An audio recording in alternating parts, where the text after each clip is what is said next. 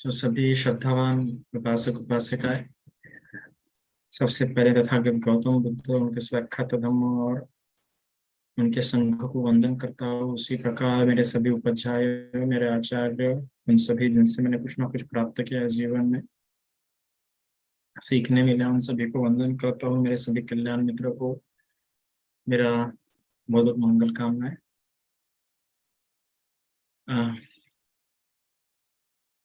भगवान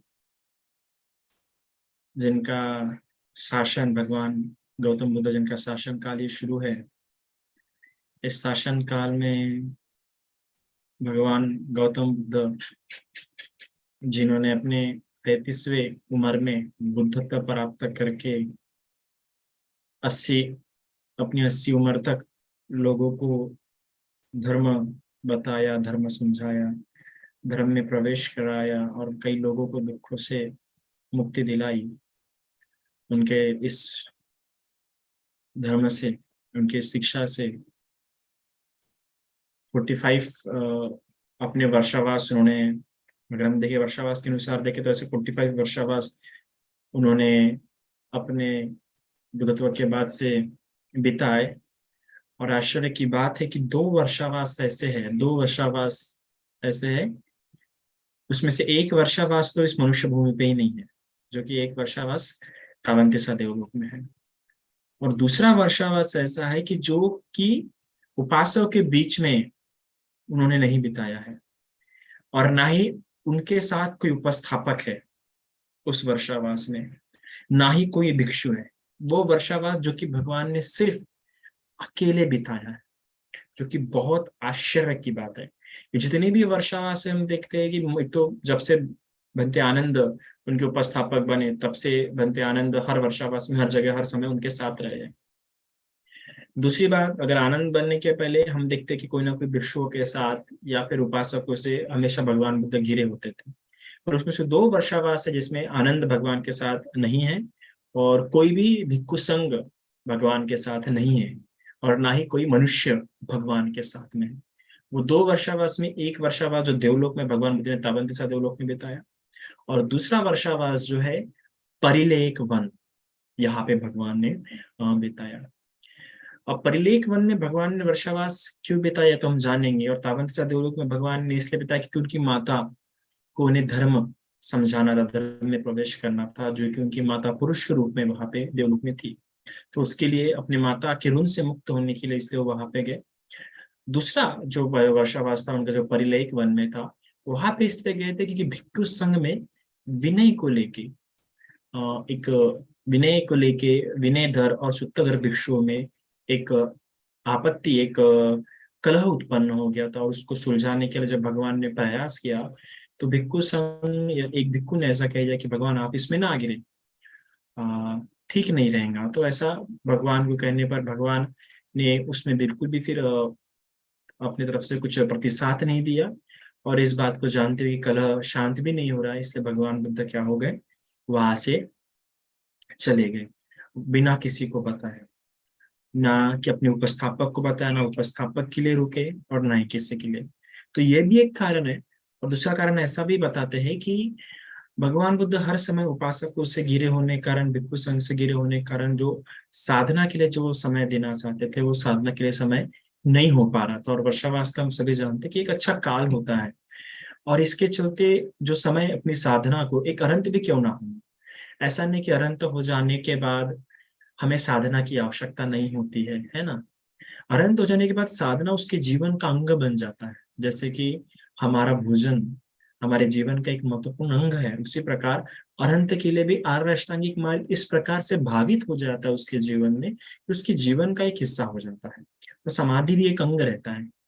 तो समाधि इस प्रकार की कि उसके पास कोई ज्यादा काम नहीं होता है, तो मोस्टली अपना ध्यान वो निरोध समापत्ति में बिताता है। पर भगवान बुद्ध उपासकों से घिरे होने के कारण, भिक्षु संघ से घिरे होने के कारण, समय समय पे सारे देशों के राजा भगवान बुद्ध से मिलने देते, और कई लोगों के पास कई सारे प्रश्न भी होते थे। और कुछ लोग तो कि इतना दिव्य पुरुष, एक मनुष्य जिसने इतने मनुष्य के मस्तिष्क की सबसे उच्चतम अवस्था जिस व्यक्ति ने गांठ ली है, ऐसे व्यक्ति से कौन नहीं मिलना चाहेगा। पर भंते कौंडिन्य की बात अलग थी, जो कि उनसे मिलके चले गए थे।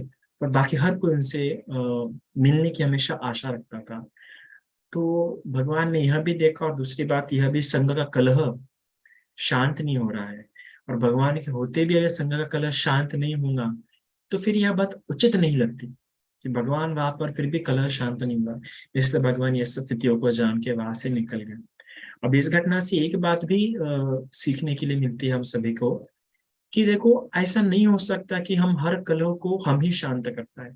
ऐसा नहीं कि हम बहुत बुद्धिमान है या हम जिम्मेदार है तो हमारा कर्तव्य बनता है, हमारा प्रयास बनता है। कई सारी बातें ऐसी होती है कि इसको आप नहीं ठीक कर सकते। उन बातों को ठीक करने के लिए हमें समय पे उस बात को छोड़ देना पड़ता है। कई बार हम अपने आप को कुछ घटनाओं को अपने आप को ही कुछ घटनाओं के लिए जिम्मेदार समझते हैं, और जिम्मेदार समझने के कारण अपना बहुत प्रयास कर देते हैं। और भगवान ने कहा भी, यंग इच्छन लभते तम पे दुखम, कि इच्छाओं की पूर्ति जब भी नहीं होती तब तब दुख होता है, और ऐसी इच्छा करना जो पूरी ना हो सके वो भी दुखकर है। तो हमने हमेशा जो भी प्रयास हम कर रहे हैं, और किस बात के लिए जो प्रयास कर रहे हैं, क्या वो प्रयास करना उचित है क्या, क्या या मेरी उस कार्य में कितनी उपयोगिता है, मेरा प्रयास उस कार्य में कितना लाभ दे सकता है, इस बात का हमने विचार करना चाहिए, है ना। अगर मेरी मेहनत, मेरा प्रयास उसमें अगर कोई योगदान नहीं दे रहा है तो ये उचित होगा कि वहां से अलग हो जाए, बात और बिगड़ने से अच्छा। तो भगवान, उस कलह को देख के भगवान वहां से चले गए बिना किसी को बताए। भगवान परिलेख वन में चले गए। अब परिलेख वन में जाके शाल वृक्ष के नीचे भगवान ने साधना करना शुरू किया, वहां पे रहना भगवान ने शुरू किया। वर्षावासा काल था इसलिए पूरा वर्षावास अभी होता है, कि वर्षावास में किसी भिक्खु को एक जगह पे, एक स्थान पे रहना पड़ता है, और वो 7 दिनों से ज्यादा, अगर वो कहीं जाता भी, किसी काम के चलते कहीं बाहर जाता भी, तो 7 दिनों के अंदर उसको स्थान पे वापस आना पड़ता है, वरना उसका वर्षावास टूट जाता है। और वर्षावास टूट गया तो फिर उस भिक्खु का वर्षावास गिनने में नहीं आता। अर्थात कि अगर ऐसा नहीं वर्षावास, हम ऐसा नहीं बोल सकते भिक्षु के लिए कि एक वर्षा काल बीत गया तो उसका एक वर्षावास हो गया, नहीं। वो वर्षा काल आया तो उस वर्षा काल में उसने किसी एक विहार में अधिष्ठान भी ग्रहण करना चाहिए। उस अधिष्ठान ग्रहण करते उस विहार में उसमें रहना चाहिए। और रह रहा है, और रहते हुए बीच में कहीं बाहर जाता, 7 दिन ज्यादा हो गए तो फिर वर्षावास टूट जाएगा, फिर वर्षावास गिनने में नहीं आएगा। तो इसलिए एक वर्षावास में उसको रहना पड़ता है अधिष्ठान। जैसे कि आपने देखा होगा कि वर्षावास जब शुरू हुआ उसके दूसरे दिन हम सभी अगर उस वंदना में, अगर आप सब लोगों ने देखा होगा, तो हम सभी लोगों ने बनते से पाली में याचना की कि इस वर्षावास काल में हमें यहाँ पे निवास दीजिए, हमें यहाँ पे आश्रय दीजिए। तो उस प्रकार से ऐसे रहा जाता है। तो भगवान बुद्ध ने फिर अपना एक वर्षा काल वहां बिताना शुरू किया।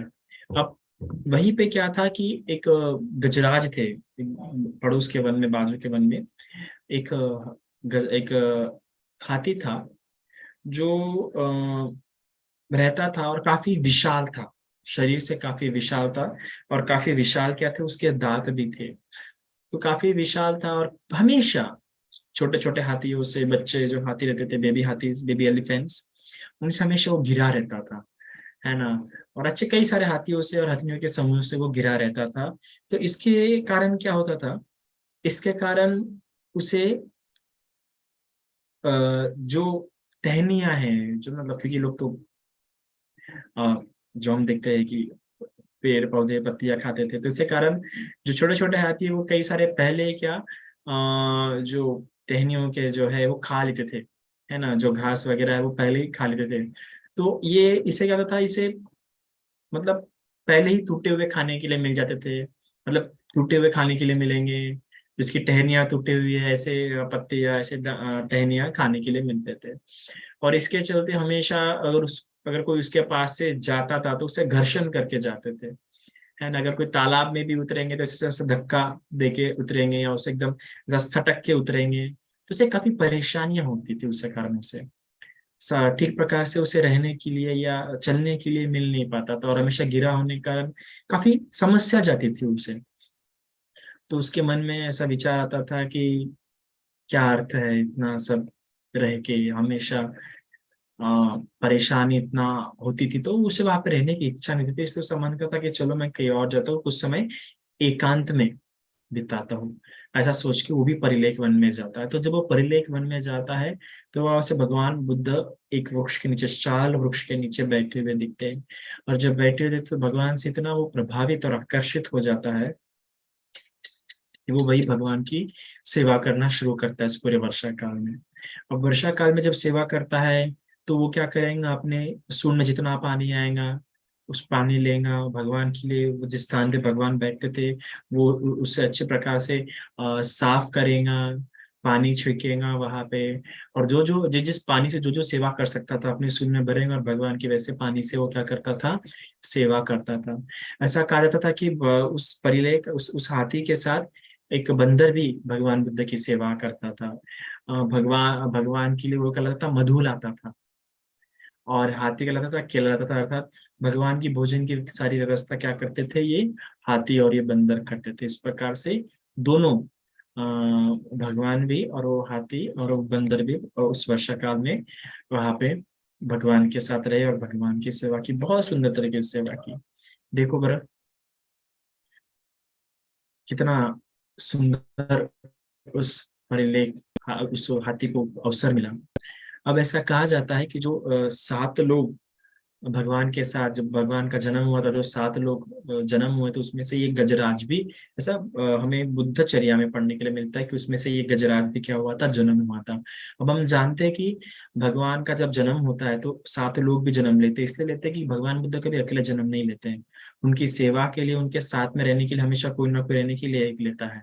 इस प्रकार हम देखते हैं कि आनंद बचपन में जो भगवान के साथ रहा, कंथक, छन्ना जो हमेशा भगवान के साथ रहे, है ना, समय समय पे, तो उसमें से ये गजराज भी देखते हैं कि यही आगे जाके परिलेख वन में भगवान के साथ ये रहा है, वहां पे वास किया है। अब जब इस प्रकार से रहते हुए 3 वर्षावास का काल बीता, तब भगवान बुद्ध के मन में इस प्रकार से बहुत सुंदर सा उदान है, और भगवान ने ये गाथा उनके लिए कही कि वन में एकाकी विहार करने वाले इस हस्ती नाग, नाग मतलब पाली में नाग हाथी को कहते हैं। तो इस हस्ती बड़े बड़े दांतों वाले हाथी का चित्त बुद्ध के चित्त के समान ही है। दोनों एकांत साधना में खूब सुख पा रहे हैं। अर्थात कि क्योंकि हम देखते हैं कि हाथी एक सामूहिक प्राणी होता है ना, इट्स सोशल एनिमल। सामूहिक प्राणी होने के कारण होंगे समूह में ही रहते, वो एकांत में रहना पसंद नहीं करते हैं। पर किस प्रकार से उसका चित्त एकांत की ओर झुका, एकांत में रही किस प्रकार आनंद पा रहे हैं। एकांत में आनंद पाना इतना सरल नहीं है, एकांत की ओर मन झुकना इतना सरल नहीं है। खासकर संसार के व्यक्ति और एक्सट्रोवर्ट्स के लिए तो बहुत डिफिकल्ट हो जाता है ना। अगर कोई एक्सट्रोवर्ट है और वो बहिर्मुख है और कोई एकांत में रहता है तो उसको तो एकदम सुसाइडिकल थॉट्स आएंगे। तो एकांत की तरफ मन झुकना इतना आसान है। और भगवान बुद्ध का शासन या भगवान बुद्ध जो शिक्षा है हमेशा कहा है कि निर्वेद के लिए है, एकांतवास के लिए। अगर आपने भगवान बुद्ध की शिक्षा पालन करके अगर आपने एकांत रहने का उत्पन्न मन मन नहीं कर रहा है, एकांत कर आपका मन नहीं झुक रहा, तो आप ठीक प्रकार से नहीं चल रहे। अनासक्ति जो आप में उत्पन्न होनी चाहिए वो अनासक्ति क्या हो रही है, आप में उत्पन्न नहीं हो रही है। तो इसी प्रकार यह भगवान जानते कि देखो इस हाथी का भी मन किस प्रकार अ, एकांत के लिए झुक रहा है। और इस प्रकार से ये भगवान गाथा कहते हैं। और ये जब गाथा कहते हैं तो भगवान ये गाथा के बाद जब 3 महीने का वर्षा काल बीत जाते हैं और फिर जो भिक्षु है जिन कलह के कारण भगवान बुद्ध यहाँ पे आए थे, उन भिक्षुओं के मन में भी ऐसा जागा कि बहुत दिन में भगवान बुद्ध के उपदेश नहीं सुने, तो वो लोग आनंद के पास जाते हैं और कहते हैं कि चलिए भगवान बुद्ध की उपदेश सुनने के लिए चलते हैं। तो आनंद भिक्षु संघ के साथ परिलेख वन में जाते हैं, और जब परिलेख वन में जाते हैं तो भगवान बुद्ध वहां पे उनको उपदेश देते हैं, और वर्षावास समाप्त होने के बाद फिर वापस जाने शुरू होते। फिर परिलेख हाथी भी क्या होता है कि भगवान बुद्ध के पीछे पीछे होने के साथ जाना शुरू करा था। भगवान बुद्ध से मना करते आने के लिए। तो भगवान बुद्ध जब चले जाते तो उनके वियोग में इतना वो ये हो जाता है कि वो वहीं पे जहाँ भगवान बुद्ध से छोड़ के जाते हैं वो वहीं पे रहता है, वहीं पे अपना पूरा अपना शेष जीवन वहाँ पे बिताता है, और वहां से कहीं नहीं जाता, कुछ खाता भी नहीं है, और वहीं पे अपने प्राण छोड़ देता है। जब कौशंबी के राजा को एक बात पता चले तो वो भी उस हाथी को देखने के लिए जाता है। पर जब वो जाता है तो हाथी की मृत्यु पहले ही हो चुकी होती है। तो उसके स्मृति में वो वहां पे एक मूर्ति, एक प्रतिमा उस हाथी की बना देता है।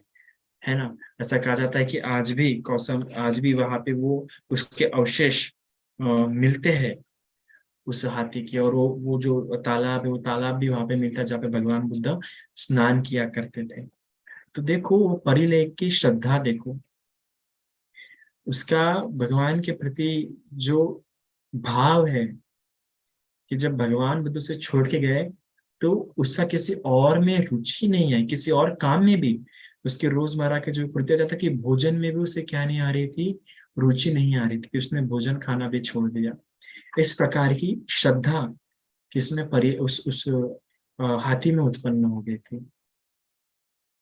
और ऐसा कहा जाता है कुछ कुछ स्थानों पे कि वो हाथी दरअसल बोधिसत्व था, आगे जाके क्या होने वाला है, वो बुद्ध होने वाला है, ऐसा उस हाथी के बारे में कहा जाता है। हो सकता है क्योंकि जिस प्रकार उसने सेवा की एक पशु में आने पर भी, तो संभावना, ऐसा कहा जाता है, मैंने ऐसा सुनने में आया, श्योर नहीं हूँ पर ऐसा कहते हैं। तो यह वो भगवान का वर्षावास था जो भगवान ने कहीं नहीं बिताते हुए परिलेख वन में बताया, जहाँ पे इस हाथी ने और बंदर ने भगवान ने क्या की सेवा की। कहीं कहीं पे ऐसा भी कहा जाता है कि भाद्रपद पूर्णिमा में क्या था, उस बंदर ने और उस हाथी ने क्या किए थे, भगवान बुद्ध को मधु दिया था। और इसी कारण मधु का दान देने के कारण आज भी कई सारे लोग उस पूर्णिमा में इस प्रकार से उपासक उपासिका व्रत रखते हुए यह इस प्रकार से मधु का ग्रहण करते हैं। तो यह बहुत ही सुंदर एक है। जिस प्रकार से आप भी देखिए ना, भाद्रपदी पूर्णिमा है जब मेरे ख्याल से कि लोग खीर दूध पकाते हैं रात में, है ना। तो रात में दूध पकाते हैं और सोचते हैं कि चंद्रमा की किरण उसमें गिरनी चाहिए। तो यह भी उसका एक पीछे का हमें कारण दिख सकता है कि जो बंदर है उन्होंने क्या दिया था, मधु दिया था। तो ये एक बहुत ही एक विशेष घटना है जो हमें पढ़ने के लिए मिलती है, जिसमें किसी उपासक ने और किसी भिक्षु ने भगवान की सेवा नहीं की, तो बल्कि एक पशुओं ने, जिसमें हाथी और बंदर, इन दोनों ने सेवा की। और इन हाथी के बारे में ऐसा कहा जाता है, मैंने सुनने में आया है कि वो बोधिसत्व थे। तो हम देख सकते हैं कि अगर व्यक्ति का चित्त उस प्रकार से संकल्प से बंधा हुआ है, तो किसी भी योनि में क्यों ना आए, वो अपना रास्ता बराबर ढूंढ लेता है बुद्ध की ओर, बराबर वो चला ही जाता है, बुद्ध शासन की ओर बराबर चला ही जाता है। तो इस कथा से हमें यह बात सीखने के लिए मौजूद। यथा वरिवहा पुरा परिपूरन्ति सागरङ्गेवमेव इतो दिन्नं प्रेतानाम् उपकम्पति यचितं पचितं तुमं क्षिप्तमेव समीजतु सर्वे पुरन्तु चित्तसङ्कपा छन्दोपन्नुरसो यथा मणि ज्योतिरसो यथा अभिवादनशीलस्य नित्यं उड्डापचायिनो चत्तारो धम्मा वर्धन्ति आयुवन्नो सुखं वदन्ति सा